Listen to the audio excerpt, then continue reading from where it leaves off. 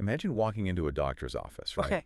You tell them, you know, I am just completely burnt out. I'm spiritually and physically hollowed out. Yeah, totally exhausted. Exactly. And their prescription, their medical advice, is to just, well, hand you a massive, heavy wooden farm tool. Right, which sounds completely absurd when you put it like that. It is absurd. But, I mean, that is exactly what happens in one of the most famous and supposedly most comforting passages in history. It really is a jarring image when you actually pause and look at it. I think, we have this tendency to domesticate ancient words. Oh, for sure. We sand down the edges. Exactly. Yeah. Especially with ancient texts that are meant to offer comfort. We take something that originally had these really sharp edges and a lot of grit, and we just we sand it down until it feels like a soft weighted blanket, Yeah. or a modern greeting card. Yeah, like a spiritual bubble bath. Yes, exactly. So today, we're taking a deep dive into a massive stack of historical research, linguistic deep dives into ancient Greek, and some theological notes surrounding Matthew chapter 11, verses 28 through 30. Right, the very famous passage. Yeah, the one that begins, "Come to me, all you who are weary." And our mission for this deep dive is to basically completely shatter the modern misconception of this text for you. Because if you read this today, it's so incredibly common to just view it as this generic comfort for modern stress. Right, like, oh, you had a hard day at the office, here's a nice verse. Yeah, or like a mindfulness trick for dealing with rush hour traffic. Mm. But when we dive into the first century context detailed in these sources, this invitation had a deeply subversive, radical edge to it. It wasn't about modern burnout at all, was it? Not even a little bit. It was a direct, pointed pivot away from a crushing, legalistic religious system. Okay, let's unpack this, because to really understand that subversion, we have to start with the dirt in the wood. The physical reality, yeah. Right, we have to look at the central metaphor being used here, which is the yoke. And looking at the historical research, it's clear that for a first-century audience, living in an agrarian society, a yoke was not just some poetic metaphor you read about in a book. Not at all. It was a massive physical reality of daily life. I mean, if you lived in that time, you saw yokes every single day. They were everywhere. Everywhere. We are talking about a heavy wooden harness. This was a thick piece of timber, often really rough-hewn, carved to fit over the necks of two draft animals. Like oxen. Right. Usually oxen, yeah.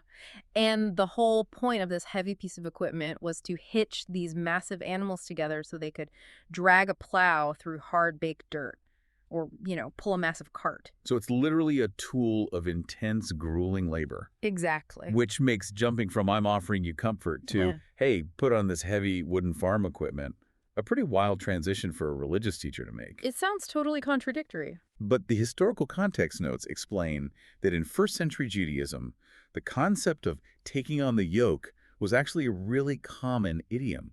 It wasn't just about farming. Yes, it was a very well-recognized phrase. To take the yoke of a specific rabbi meant you were submitting yourself to their specific teaching. Their way of life. Right. Their authority, their interpretation of how the world worked. Specifically, it was often referred to as taking on the yoke of the Torah, or the law. Okay, so you're hitching yourself to the scriptures.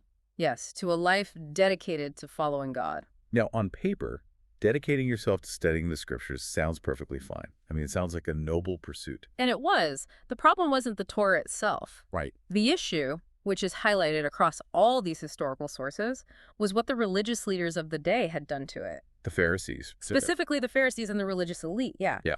They had this practice of building a fence around the Torah.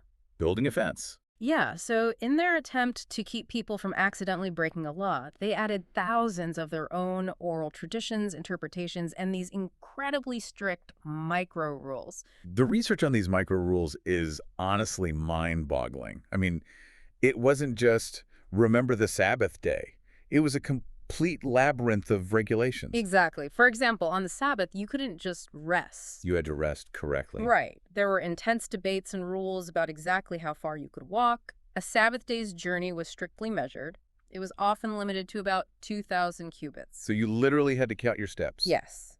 And there were rules about what kind of knots you could tie or untie. Wait, knots, like shoelaces. Literally knots. And there were intricate exhaustive protocols for hand washing. It was called Nedalat Yadayim. It dictated exactly how water had to be poured over the hands to maintain ritual purity. And if you messed it up, If you poured the water incorrectly, you were considered unclean. wow. Okay. So I was thinking about this. It's like deciding you want to get in shape, right? So you sign up for a fitness class. Okay, yeah. But instead of just helping you work out, the instructor adds 500 impossible rules you have to memorize, and then they hand you a 100-pound backpack to wear on the treadmill. Oh, man. And then they just stand there yelling at you every time you step out of rhythm or, like, breathe too heavily, you aren't getting healthy, you're just getting crushed. That is actually a remarkably accurate analogy for the religious climate of that specific time. The leaders weren't facilitating a relationship with the divine at all. They were just gatekeeping. Exactly. They were acting as gatekeepers with an impossibly heavy toll. They turned the pursuit of God into this terrifying, exhausting checklist of behaviors that no normal person could ever hope to perfectly fulfill.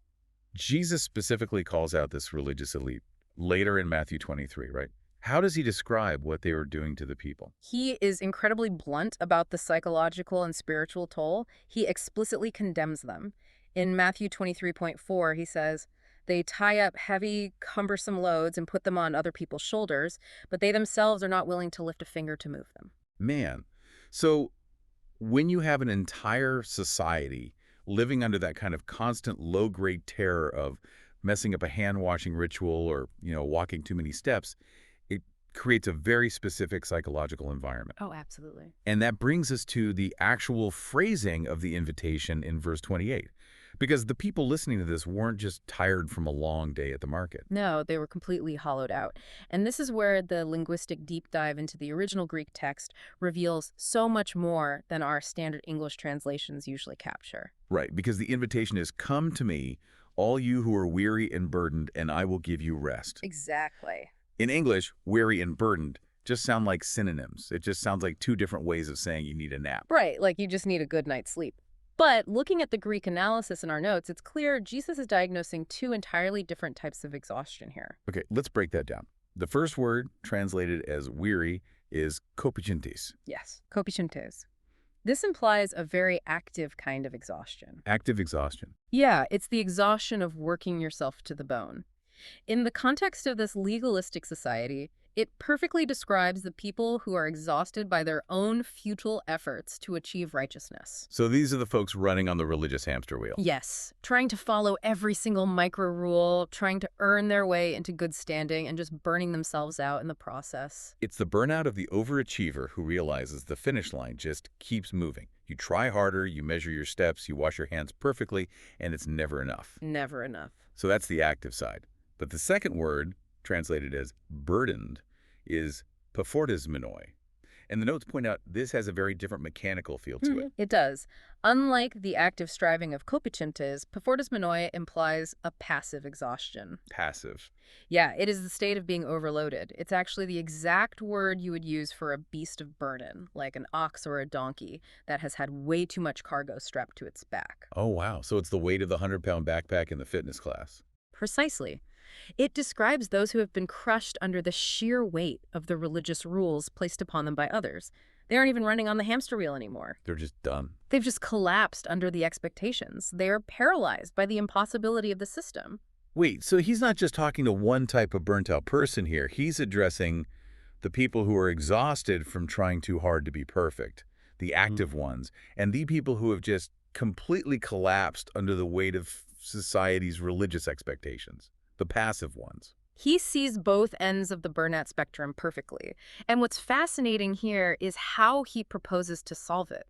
Because if you were to take this dual diagnosis to a modern expert, Right. like saying, "I am actively burning out and passively being crushed," you'd probably walk away with a new schedule, a medication, or, a newly optimized philosophy on work-life balance. Yeah, you get a 5-step plan for boundary setting and a new morning routine. Exactly. But the solution offered here isn't a new philosophy or a streamlined checklist. It's just 3 words. Come to me. Come to me. The solution to this deep-seated societal exhaustion is a person. Which is a massive claim. It is a staggering claim. I mean, if the only remedy to being spiritually and physically crushed is this one specific person that places an enormous burden of proof on him, who is he to claim he can fix this? Right.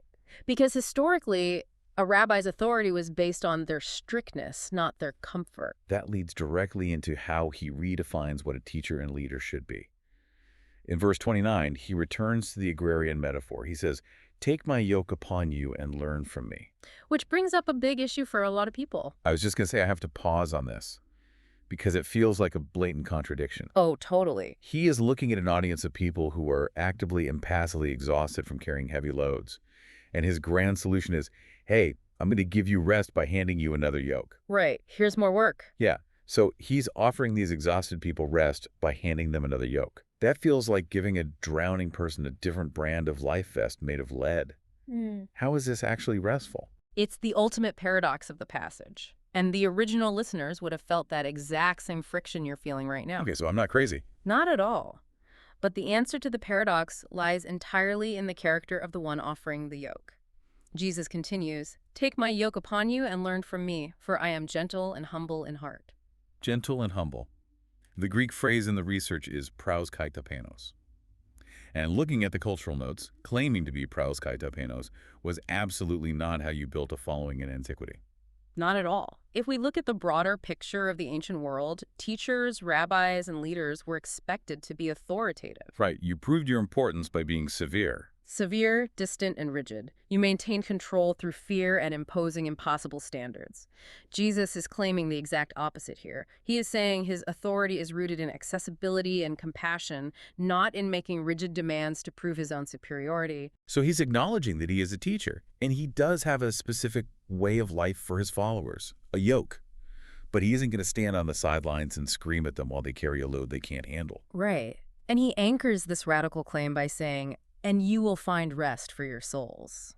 Which sounds lovely. It does. To a modern ear, that just sounds like a nice poetic flourish. But the theological sources point out that this is a direct, word-for-word quote of the ancient prophet Jeremiah. Oh, wow. Specifically, Jeremiah chapter 6, verse 16. So he's not just making up a nice-sounding phrase, he's dropping a massive cultural touchstone on them. Exactly. To a first-century Jewish audience, quoting Jeremiah 6.16 was a seismic declaration. He is declaring himself to be the living fulfillment of an ancient, long-awaited prophetic promise. A promise of rest. Yes. He is saying that the era of striving and failing is ending, and the true, deep spiritual peace God promised is finally here. He's telling them the wait is over. And because the teacher is gentle and humble, the actual physical nature of the tool he uses fundamentally changes. If the rabbi is different, the yoke is different. That's the key. Which brings us to verse 30, the climax of the metaphor. "For my yoke is easy and my burden is light." And this is where the linguistic research really flips the script on how we read this today. Here's where it gets really interesting. I was looking at the Greek breakdown for this specific verse, and what caught my eye is that the word easy in English usually implies sitting on the couch doing absolutely nothing. Right. Just ticking back. But the Greek word used here, krastos, doesn't mean effortless at all. It completely changes the visual. It really does. Krastos does not mean requiring zero work. A much more accurate translation of krastos is well-fitting, useful, or kind. Well-fitting. That takes us right back to the physical reality of the woodcarver's shop. Exactly. We have to remember how a yoke was actually made. An agrarian yoke wasn't mass-produced on an assembly line. Right. You didn't just buy a medium-sized yoke at the store. No, it was custom carved by a craftsman to fit the specific contours of a particular ox's neck. A woodworker would measure the animal, carve the timber, smooth out the rough edges, and ensure the fit was absolutely perfect. Because if they didn't. Because if the yoke didn't fit right, it would chafe. It would cause deep sores. The animal would be in absolute agony, and it wouldn't be able to work at all. Which means the Pharisees were basically strapping poorly made, jagged yokes onto people and then whipping them when they couldn't pull the plow. Yes, that is exactly what was happening. So when Jesus uses the word Christos, he is saying, my teaching, my way of living, fits what you were perfectly designed for. It is custom tailored to your humanity. It won't chafe your soul. So taking Jesus' yoke isn't like taking off a heavy backpack and sitting on the couch doing nothing. No. It's like trading in a backpack filled with jagged rocks for a custom-fitted ergonomic pack. I love that. You're still on the hike, you're still moving forward, there's still a mountain to climb, but the gear is actually designed for your body so you can enjoy the journey. Taking his yoke doesn't mean you stop walking. It means you stop bleeding while you walk. That is a perfect way to visualize it. The work of living, of loving God and loving your neighbor is still there. but the agonizing friction of trying to earn your worth is gone. And that explains the second half of the phrase, and my burden is light. Why is it light if you're still pulling a plow? It's light because the heavy lifting of salvation, the impossible burden of achieving total righteousness, has already been accomplished by the one sharing the yoke with you. Man. So what does this all mean for the listener? When we zoom out and look at all these pieces together, the crushing micro-rules of the Pharisees, the active and passive exhaustion, the severe versus gentle teacher, and this well-fitting Christus yoke, we're really looking at a profound theological shift. We are. We are looking at the definitive exegesis of grace versus law. Think about the paradigm shift our sources have laid out here. The Pharisees' yoke, the way of the law, was motivated entirely by a fear of breaking rules. Few-based religion. Exactly. Its nature was crushing, ill-fitting, and impossible to carry. And the ultimate result of wielding it was severe weariness and a hollow, performative religion. Right, you're just acting the part. You're washing your hands exactly right, measuring your 2,000 cubits while slowly collapsing inside. But Jesus' yoke, the way of grace, operates on a totally different engine. It is motivated not by fear, but by a relationship with the teacher. Its nature is Christus well-fitting and kind, Right. and the result is not performative burnout, but deep internal rest. This completely rewires how we should read this passage today, because it's not a generic pat on the back for a hard day at the office. Jesus isn't promising that if you follow him, your life will suddenly be a stress-free vacation, where you never have to put in effort or never face suffering. The hike is still happening. Right. But he is promising that the agonizing spiritual labor of trying to earn God's love, that active and passive exhaustion of trying to prove you are worthy, that work is permanently over. The crushing weight of having to save yourself is gone. The burden of perfection has been completely lifted off your shoulders. It changes everything about how you approach your day. If you've ever felt like you're running on a treadmill of expectations, you don't have to manufacture your own righteousness anymore. But as we wrap up our analysis of these sources, there's one more historical detail about this agrarian metaphor that changes the picture completely. Yes, and it's a detail that brings the whole metaphor full circle. We have to remember that a yoke, historically, was almost always designed for two. For two animals. Right. It was a shared harness meant to couple two animals together so they could pull the weight as a team. It's not just you in an empty space on the other side of the timber. No. And the text clearly implies that the heavy lifting, the impossible standard of righteousness, has already been done. If a yoke is designed for two, think about who is occupying the other side of that wooden harness with you. Wow. You aren't just pulling a well-fitted load by yourself. You are stepping into a harness where the divine is already beside you, pulling the main weight. So as you go about your week, really picture that. What would it change about your day-to-day, your stress, your anxieties, your feeling of burnout, if you realized you were never meant to pull the plow alone?